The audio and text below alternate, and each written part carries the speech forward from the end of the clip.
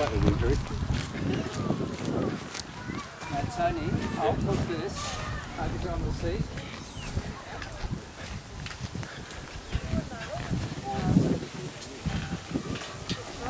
This section here in the middle goes down about 4 metres. Oh. So, this is an old quarry or something, is it?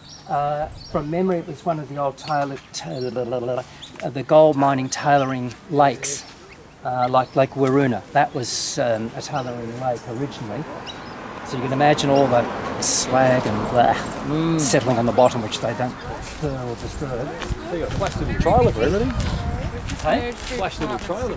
Oh yeah, I had this custom made by a very good friend. Both of us were glider pilots, so this is not on a glider trailer. Oh, okay. Oh, look at the Queen there. Wow! Oh, wow.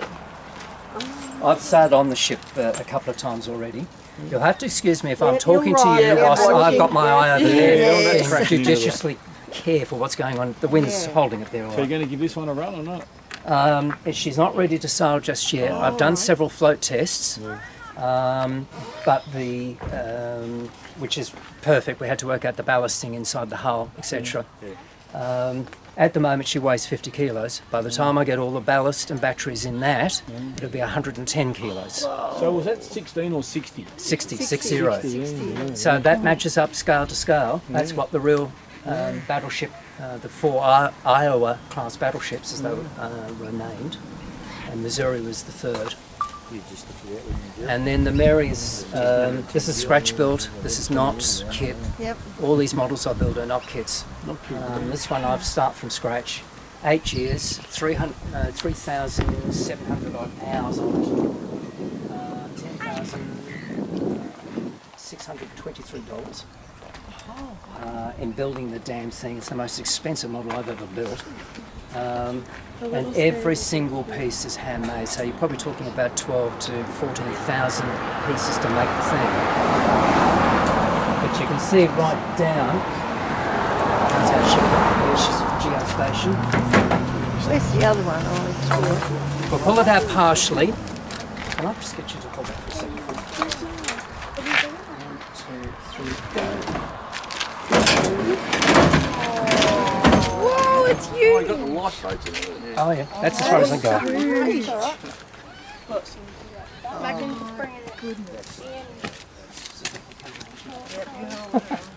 You got the swimming pool. I wish I had the swimming to do the testing, but you'll see the Azzy pods on the underside there. There's little green knobs down there. Yep. This model, like the real ship, has no rudder. The Azzy pods at the very back there actually turn and steer the ship in either direction. There's 3 bow thrusters. Mind yourself behind you, Tony. I mean, John. Oh, tank full.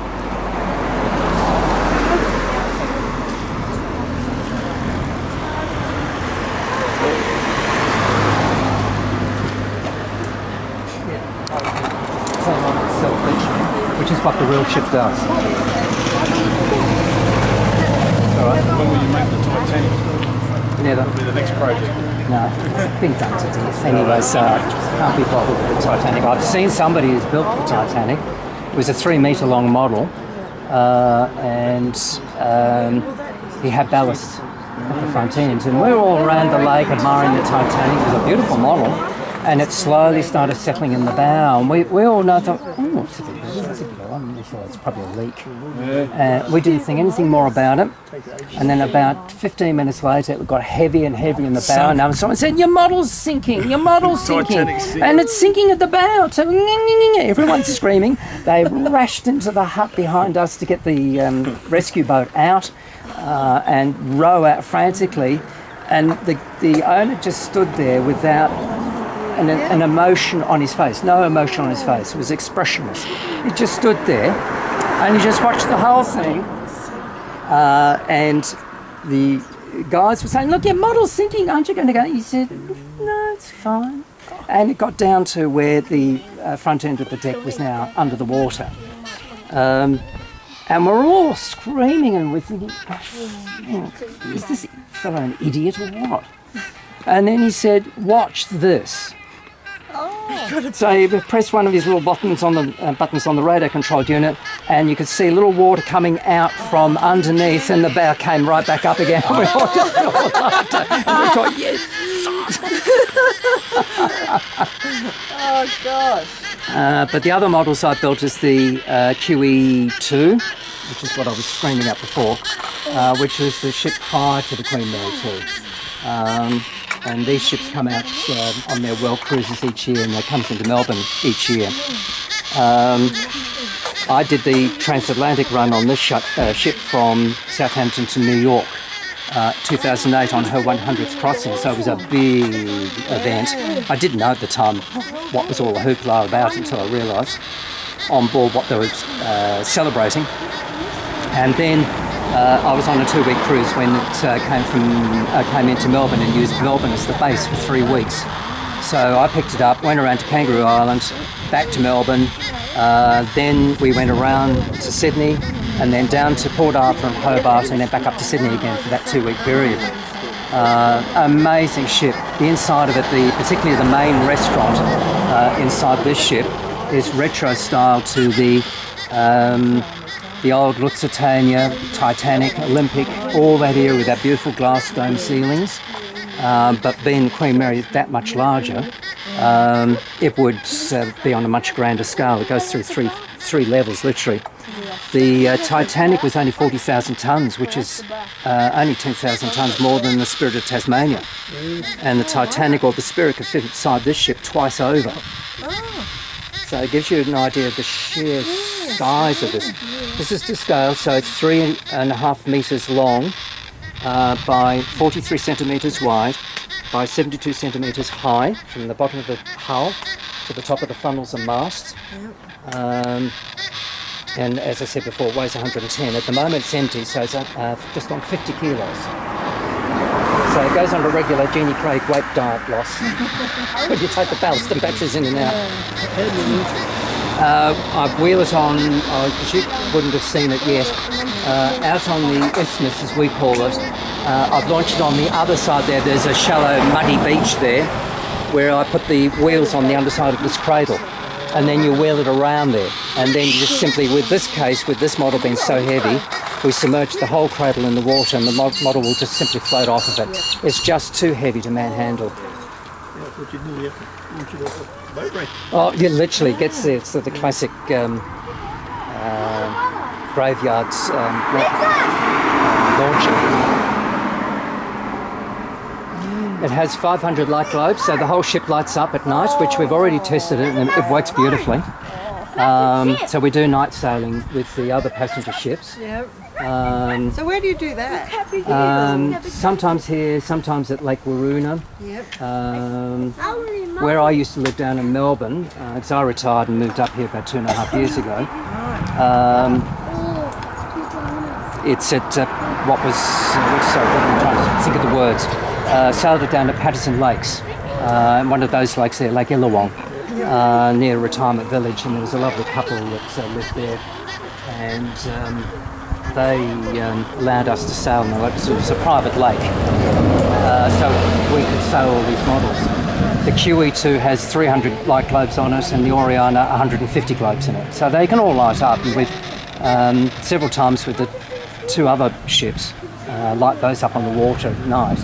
It really looks like a cross between a Christmas tree, a horizontal Christmas tree, or a horizontal standard lamp. Take your choice.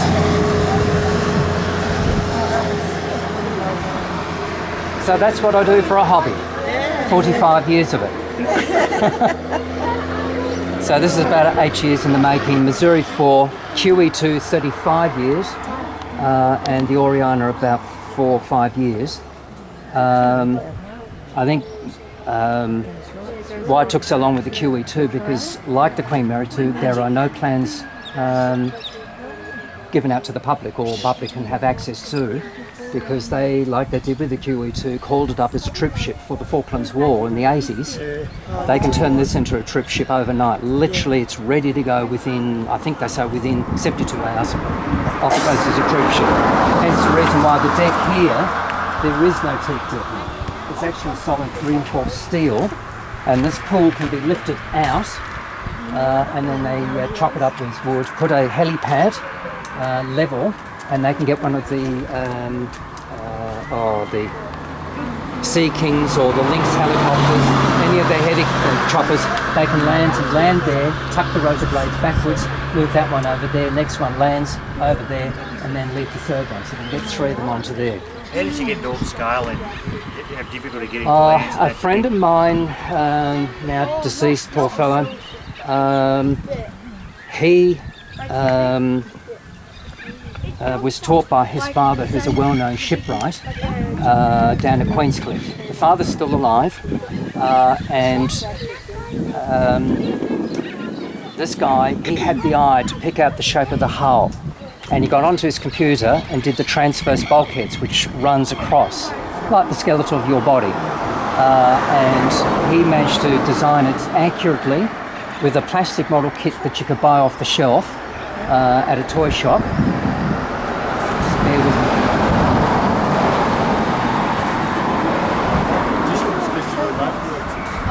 Approximately, probably about 300 metres max. But it's better to walk much closer, but that's why I've got to walk with it very close around the shoreline. That way the less distance the signals have got to travel, you're conserving battery power and you get much better response. And that's how I do it when I do the imaginary well cruise around the lakes. That's how I do it. But these models are built to do these long runs. I'll sit in the water for 2-3 days. No leaks, no issues. Anyway, so basically, that's what I do. Yeah, well, very well done. You're very Thank you. It's a lot of years of practice. All the teak decks are cut out. Every single plank is hand cut. Oh, gosh. Every single piece, and there's about 3,500 pieces to make up all that teak Like deck. matchsticks. No, it's it was a special coin that came from. Where did it come from? Somewhere in northern Australia. And it was very old sheets. It was brittle as anything. It was falling apart. It was that old. So I lacquered it in matte lacquer to help bind the wood together, and then proceed to cut it. And it was very, very thin. It was only 1 mil thick. And then you just glue it down. And I used black marking, black marker pen around the edges of the planking to represent the black caulking. Which you would have commonly on the passenger ships, even today. But nowadays they don't use teak as they used to with the Queen Mary. It's all specially grown or farm-grown wood, which is similar to teak. So that's what they used, was farm-grown wood. So therefore it's environmentally safer, shall we say. They're not destroying whole forests for it, because you can imagine how much square meterage there is in a 350 metre long passenger liner. There are some areas that in fact they've imitated the teak deck. What's the MCG? It's a massive, massive. The real ship I think is due, it'll be due now. In Melbourne. She always comes into Melbourne every year now. Didn't in the earlier days, but there's a lot of Melbourneites all go on the QM2. So Cunard thought, we better make an appearance here. But it only carries about 2,500 passengers, and that is all. Where the big cruise liners that we see, particularly the ones in the Caribbean, 4,500 passengers, then another 2,000 crew members. So you're talking about 6,000 souls on each of those big ships. And ironically, those cruise ships are slightly smaller than this. And this only is classified as 150,000 tonnes, which is very low or light, but it isn't. The scale and size of it is the same, if not slightly bigger than those big, huge cruise ships. But this is built as, which unfortunately you can't see it, is with the Mary, she has this very long, slender bow to pierce the waves at very high speed. She is built for speed, classified as 30 knots, but unofficially she can go up to about 35 knots if she has to. but she's built to penetrate, where cruise ships have big, short, stubby bows. They're only calm water vessels, and if they get into rough seas, you've got a problem. Is it the difference between a cruise ship and an ocean liner? Correct. Yeah. This is the only ocean liner in existence, but based on the traditional British style of ocean liners of yesteryear, of the 19th and particularly right through most of the 20th century, where they were built for speed and built to travel globally, which that doesn't exist anymore, and she is the only one who can still do it. She's built with 4 engines, and like this one, it has 4 pods, that if one of them breaks down, the ship can still carry right on. Doesn't have to call into port for repairs or in an emergency. She's very, very self-sufficient. And did you make this? Oh yeah, scratch build. Oh, the whole lot. Oh yes. All these big models I do is all scratch build. There's no kits in existence at this sort of scale. The Missouri out there, yes, you can get the hull of the same scale in America. Yep. Thank you very much. That's all right. That's okay. Very, very yes. pleasurable. Thank What you. scale is that? 1 in 100 scale. Oh, wow. Oh, thank you kindly. Most appreciated, sir. That's a good effort. Thank you. Have you're well up in steel yourself? No, that's all wood. That's all wood. Yeah, it's all wood. Yeah, it's all wood. The whole lot's marine ply with a little bit of balsa,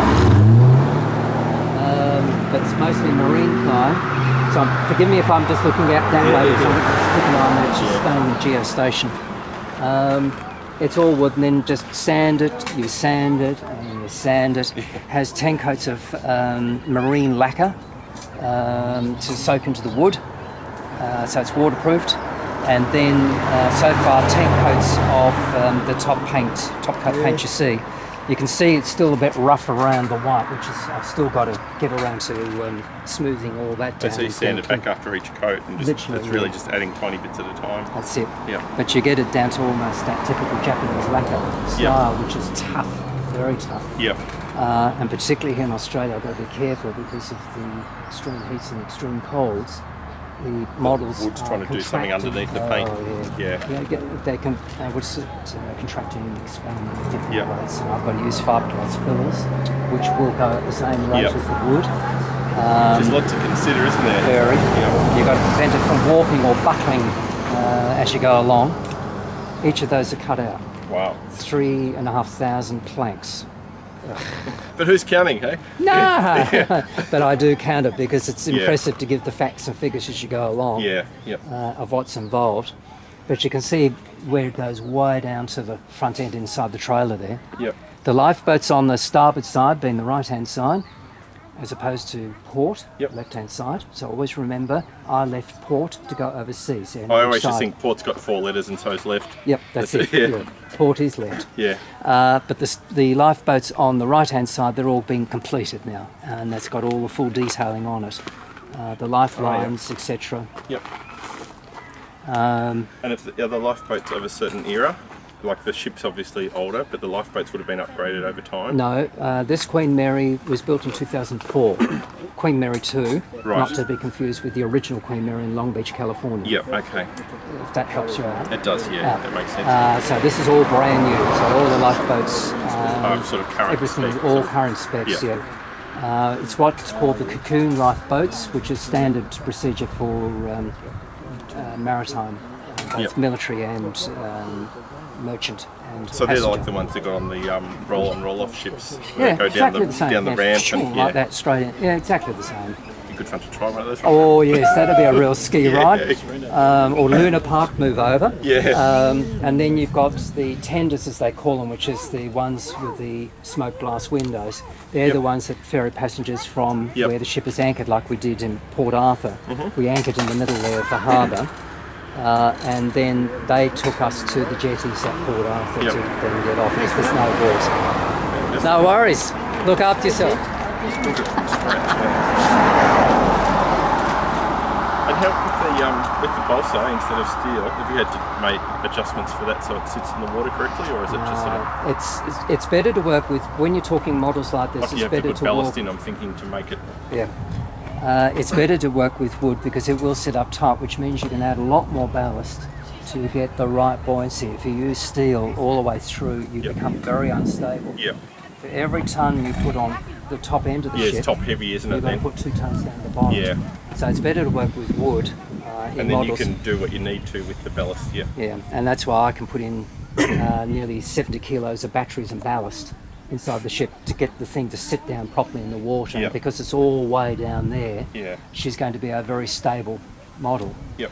After all, the test models that they build before they sort of start construction on the real ship would be that size or up to 6 metres long, and they're all fiberglass. Yep. And that's how they test, and then they put these massive So ballast what's 6 blocks. metres, like a 1 to 50 then, is it? Yeah, literally a 1 to 50. Yeah. Yeah, correct.